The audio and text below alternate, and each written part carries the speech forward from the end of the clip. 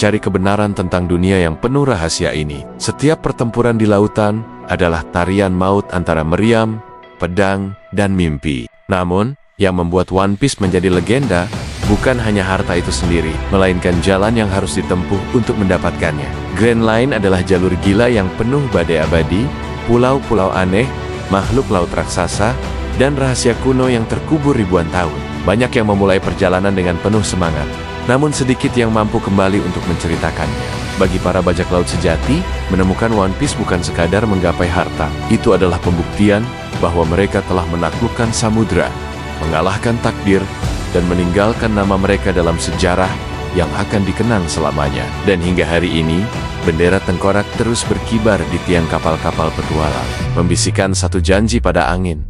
One Piece menunggu mereka yang berani berlayar hingga ke ujung dunia. Di lautan dunia yang terbentang sejauh mata memandang, terdapat masa yang kelak diingat oleh setiap generasi dengan nama era keemasan bajak laut. Namun jauh sebelum bendera-bendera tengkorak itu berkibar di setiap samudra, dunia ini masih berada dalam cengkeraman ketakutan dan rahasia yang tak terungkap. Pemerintah dunia berdiri tegak sebagai penguasa, menutupi sejarah asli yang mereka sebut sebagai abad kekosongan. Sebuah masa misterius yang hilang dari catatan sejarah selama 800 tahun. Hanya sedikit orang yang mengetahui kebenaran masa itu, dan mereka yang berani mengungkapnya akan dibungkam selamanya. Dari kegelapan inilah, satu sosok muncul untuk menantang dunia. Gold Day Roger, sang kapten bajak laut Roger, pria yang dijuluki Raja Bajak Laut. Roger tidak memulai hidupnya sebagai seorang legenda. Ia hanyalah anak dari sebuah pulau kecil yang tumbuh dengan hati penuh keberanian dan mimpi yang terlalu besar untuk dibatasi oleh daratan. Dengan kapalnya yang perkasa, Oro Jackson, yang dibangun oleh sang tukang kapal Genius Tom, Roger berlayar bersama krunya melewati jalur laut paling berbahaya yang pernah ada, Grand Line.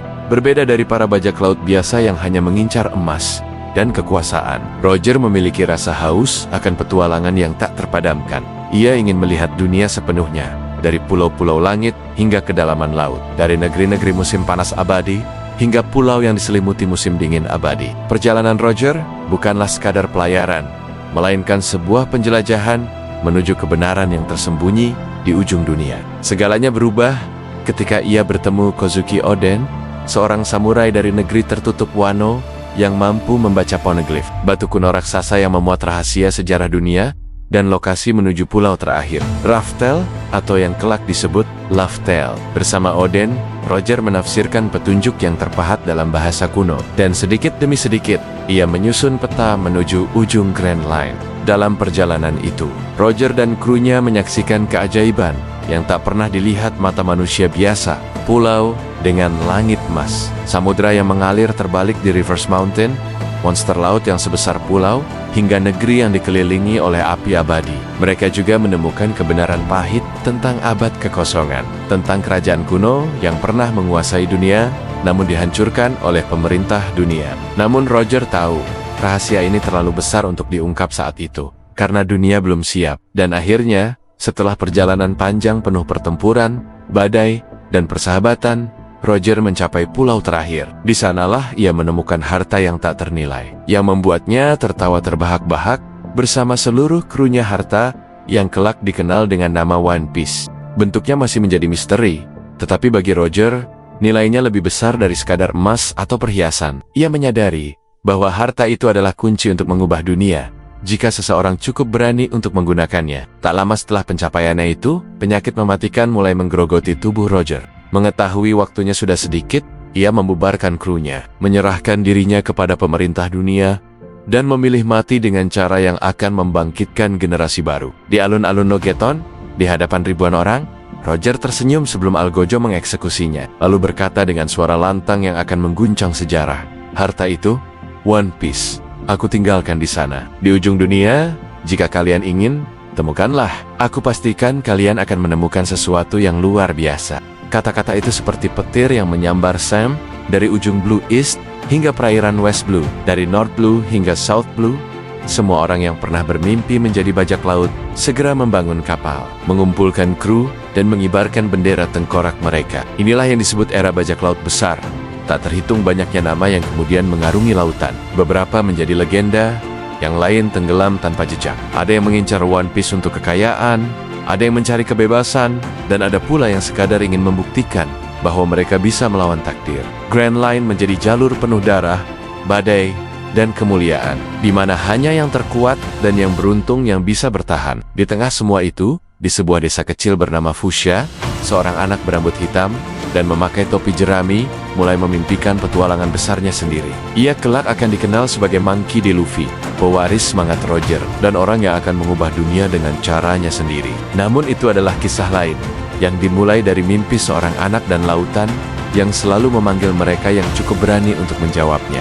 Golde Roger bukanlah orang yang lahir di puncak kejayaan. Ia berasal dari Logeton, sebuah kota pelabuhan di East Blue yang ramai, namun jauh dari pusat kekuatan dunia. Sejak kecil, Roger memiliki keberanian yang nyaris gila dan rasa penasaran yang tak bisa dibendung. Ia sering memanjat tiang kapal hanya untuk melihat cakrawala, bertanya-tanya apa yang ada di balik garis biru laut itu. Saat masih muda, ia meninggalkan kampung halamannya dan bergabung di sebuah kapal kecil sebagai anak buah. Dari situlah ia belajar membaca arah angin, memahami arus laut, dan menghadapi badai dengan tenang. Namun, Roger cepat bosan dengan kehidupan bajak laut biasa yang hanya merampas harta tanpa tujuan. Ia ingin berlayar bukan sekadar untuk bertahan hidup, tapi untuk menemukan sesuatu yang lebih besar. Mimpi itu mulai terwujud ketika ia membangun kapal impiannya, Oro Jackson, dengan bantuan Tom, tukang kapal terbaik di dunia. Dari Water ke-7, Tom tidak hanya membangun kapal, ia juga menanamkan filosofi pada Roger. Kapal bukan sekadar kayu dan layar, melainkan rumah bagi impian kru yang menaikinya. Dengan Oro Jackson, Roger mulai merekrut orang-orang yang kelak menjadi legenda. Orang pertama yang menjadi tangan kanan Roger adalah Silvers Rayleigh, seorang pemuda jenius yang kala itu hidup sebagai gelandangan di sebuah pulau kecil. Gear tidak memandangnya sebagai orang buangan, melainkan partner yang ditakdirkan untuknya. Rayleigh, dengan kecerdasan dan kekuatan luar biasa, menjadi wakil kapten, pengatur strategi, dan sahabat terdekat Roger. Seiring waktu, kru Roger bertambah. Ada Skipper Goban, ahli pertarungan kapak ganda yang mampu menebas meriam menjadi dua hanya dengan satu ayunan. Ada Crocus, seorang dokter yang awalnya menjaga mercusuar di Reverse Mountain, lalu ikut bergabung untuk menjadi tabib kapal setelah Roger memintanya membantu mengatasi penyakit misterius yang mulai menyerang tubuhnya. Ada pula Shanks dan Buggy, dua anak magang yang selalu bertengkar, namun memiliki potensi besar yang kelak akan mengubah dunia. Setiap perekrutan kru tidak pernah sembarangan. Roger selalu memilih mereka yang bukan hanya kuat, tapi juga memiliki mimpi besar. Ia percaya bahwa kapal ini adalah tempat berkumpulnya orang-orang yang berani bermimpi melampaui batas hidup mereka. Perjalanan awal kru Roger tidaklah mudah. Mereka harus menembus perairan berbahaya di East Blue, menghadapi bajak laut lain yang ingin menguji mereka, dan mengalahkan kelompok pemburu bajak laut yang dibayar pemerintah dunia. Namun setiap pertempuran hanya membuat nama Golde Roger semakin dikenal. Puncak perjalanan awal mereka terjadi ketika kru Roger pertama kali berhasil menembus Reverse Mountain dan memasuki Grand Line. Di sana, mereka menghadapi badai yang tidak pernah reda, makhluk laut raksasa, dan pulau-pulau dengan musim yang berubah drastis hanya dalam hitungan jam. Roger tidak hanya bertahan, ia berkembang di lingkungan gila itu. Namun titik balik terbesar datang ketika mereka bertemu Kozuki, Oden, di negeri Wano. Oden awalnya menolak untuk bergabung, namun setelah melihat semangat Roger yang murni dan tekadnya untuk mencapai ujung dunia, ia menerima tawaran itu. Oden membawa kemampuan membaca dan menulis bahasa kuno poneglyph yang menjadi kunci menuju pulau terakhir, Left Tail. Dengan kru yang lengkap, Oro Jackson kini bukan hanya kapal bajak laut, ia menjadi legenda yang berlayar di samudera. Mereka bukan sekadar mengincar harta, melainkan rahasia dunia itu sendiri. Takdir yang menanti di ujung Grand Line. Dan di sanalah petualangan Roger mencapai puncaknya, menulis bab terakhir yang akan memicu lahirnya era bajak laut besar. Begitu Oro Jackson berhasil menembus Reverse Mountain, dunia di depan mereka bukan lagi lautan yang dikenalnya. Grand Line menyambut mereka dengan langit kelabu, angin liar, dan ombak yang seperti ingin menelan kapal hidup-hidup. Namun bagi Roger, inilah lautan yang selalu ia cari, lautan yang tidak tunduk pada siapapun. Pulau pertama yang mereka datangi adalah sebuah negeri musim semi abadi bernama Baterila. Dari luar tampak damai, namun penduduknya hidup dalam ketakutan karena ancaman kelompok bajak laut lokal yang memeras mereka. Roger dan krunya, meskipun dianggap bajak laut, justru menumpas kelompok itu. Disinilah mereka mendapatkan reputasi aneh. bajak laut yang kadang membantu orang. Banyak yang menganggapnya gila, karena bajak laut sejati biasanya mengambil, bukan memberi, tapi Roger tidak peduli. Perjalanan berlanjut ke Pulau Welteria, sebuah pulau yang melayang di awan rendah, dipenuhi teknologi cuaca buatan. Mereka hanya bisa mendarat setelah mengatasi badai petir yang dipicu sistem pertahanan pulau itu. Rayleigh hampir tewas tersambar petir raksasa. Namun Oden berhasil memotong tiang petir tersebut sebelum menghantam kapal. Di sini, Roger pertama kali mendengar kabar samar tentang Pulau Langit yang konon terletak jauh di atas lautan biru. Lalu mereka mencapai Jaya, pulau yang separuhnya tenggelam akibat insiden masa lalu. Di sini, Roger menemukan potongan pertama Rod Poneglyph, batu penunjuk jalan menuju pulau terakhir. Oden mencatat semua inskripsi, dan mereka mulai menghubungkan titik-titik menuju tujuan akhir. Namun, perjalanan di Grand Line tidak hanya berisi penemuan dan pertarungan. Ada juga pertemuan yang membekas di hati. Di Pulau Sphinx, mereka bertemu dokter tua yang mengajarkan Crocus metode penyembuhan langka menggunakan tumbuhan yang hanya tumbuh di sana.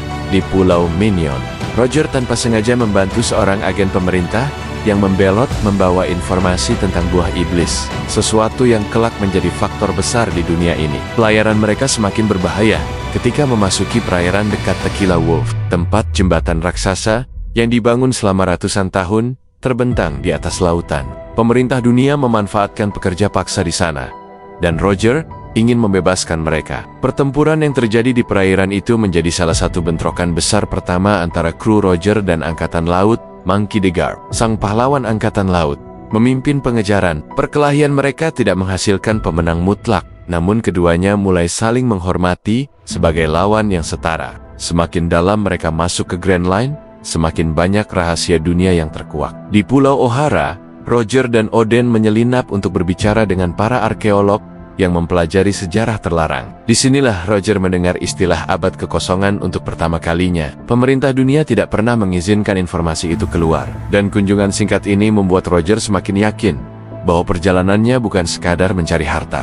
Puncak ekspedisi ini adalah ketika mereka mencapai Skypiea melalui arus naik raksasa yang dikenal sebagai Knock Upstream. Di sana, mereka menemukan Poneglyph emas yang menyimpan pesan dari Joy Boy, sosok misterius yang pernah berjanji pada bangsa ikan di bawah laut. Roger tertawa puas setelah membacanya, karena setiap petunjuk yang mereka temukan membawa mereka lebih dekat pada kebenaran. Dengan setiap pulau yang mereka taklukkan, nama Roger semakin mengguncang dunia. Namun di balik tawa dan kemenangan, penyakit dalam tubuhnya semakin memburuk. Ia tahu waktunya terbatas. Namun, itu justru membuatnya berlayar lebih cepat, lebih jauh, lebih dalam, untuk memastikan mereka bisa mencapai Laftel sebelum akhir hidupnya. Dan pada akhirnya, dengan semua petunjuk Poneglyph lengkap, Oro Jackson berlayar menuju ujung Grand Line. Apa yang mereka temukan di sana membuat seluruh kru tertawa sampai menangis, bukan karena harta yang berkilau, tapi karena kebenaran dunia ini begitu absurd dan agung pada saat yang sama. Itulah yang membuat Roger, pada hari kematiannya nanti, bisa tersenyum dan meninggalkan satu pesan yang akan membakar seluruh dunia dengan ambisi. Mencari One Piece. Setelah meninggalkan Laftel, Golde, Roger dan krunya berlayar kembali dengan hati yang penuh, namun juga beban yang berat. Mereka telah melihat akhir dunia, menemukan One Piece, dan mengetahui kebenaran yang telah disembunyikan selama berabad-abad. Namun di balik semua itu, Roger membawa rahasia lain yang hanya sedikit orang tahu. Penyakit mematikan yang perlahan menggerogoti tubuhnya. Ia tahu waktunya di dunia ini sudah hampir habis. Di atas Oro Jackson, Roger memanggil seluruh kru ke geladak. Angin laut bertiup pelan, seakan ikut mendengarkan kata-kata yang akan ia ucapkan. "Aku akan bubarkan kru ini," katanya tegas, namun matanya tetap penuh kehangatan. "Kalian bebas. Lanjutkan hidup kalian, temukan petualangan kalian sendiri, dan jangan pernah kehilangan tawa kalian." Rayleigh hanya menunduk, mencoba menyembunyikan matanya yang memerah. Skipper Gaban menatap laut, enggan berbicara. Shanks dan bagi dua magang muda itu tak mampu menahan air mata. Mereka semua tahu, ini bukan sekadar perpisahan kru, tapi awal dari akhir sang kapten. Sebelum berpisah, Roger melakukan satu perjalanan pribadi. Ia pergi ke Batrilla di South Blue, menemui seorang wanita bernama Portgas de Rouge. Ia menitipkan amanah terakhir, anak yang akan lahir dari rahimnya. Roger tahu, ia tak bisa melihat anak itu tumbuh, tapi ia percaya darahnya akan membawa semangat kebebasan ke generasi berikutnya. Setelah itu, Roger melakukan sesuatu yang mengguncang dunia. ia menyerahkan dirinya kepada pemerintah dunia, bukan karena takut, melainkan karena ia ingin kematiannya menjadi percikan yang menyalakan lautan. Ia tahu, jika ia mati dengan cara ini, seluruh dunia akan mulai berlomba-lomba mencari One Piece. Hari itu, langit Logeton mendung. Di Tengah Alun, ribuan orang berkumpul, sebagian penasaran, sebagian ingin melihat kematian sang Raja Bajak Laut. Pedagang, warga bajak laut, bahkan agen rahasia pemerintah dunia memadati setiap sudut. Di barisan depan, seorang anak laki-laki kecil berambut hitam menyelinap di antara kerumunan. Tak ada yang tahu, kelak anak itu akan menjadi bajak laut besar. Roger berjalan ke tiang eksekusi dengan kepala tegak, senyum lebar di wajahnya. Rantai di tangannya berderak, namun langkahnya mantap. Ia menatap kerumunan seolah ini adalah panggung terakhirnya. Algojo menempatkan pedang dan tombak di kedua sisi lehernya. Menunggu perintah, seseorang dari kerumunan berteriak, "Roger, katakan di mana kau menyembunyikan hartamu?" Hening menyelimuti alun-alun. Angin laut membawa suara Roger, yang kini menjadi sejarah. "Hartaku, One Piece, aku tinggalkan di tempat itu. Pergilah, temukan jika kalian berani." Dalam sekejap, suasana berubah. Sorak-sorai meledak, wajah-wajah penuh ambisi mulai bermunculan. Pedang Algojo terhunus, dan dalam satu ayunan, tubuh sang Raja Bajak Laut roboh. Darahnya membasahi papan eksekusi, tapi senyumnya tetap terpatri senyum seorang pria yang telah hidup sepenuhnya. Kematian Roger bukanlah akhir, melainkan awal dari sesuatu yang jauh lebih besar. Hari itu, di seluruh dunia, para pemuda memutuskan untuk mengarungi lautan. Bendera-bendera bajak laut mulai berkibar dari ujung East Blue hingga West Blue. Dan dengan begitu, dimulailah era bajak laut, besar era yang dipicu oleh satu pria, satu pesan, dan satu harta legendaris bernama One Piece.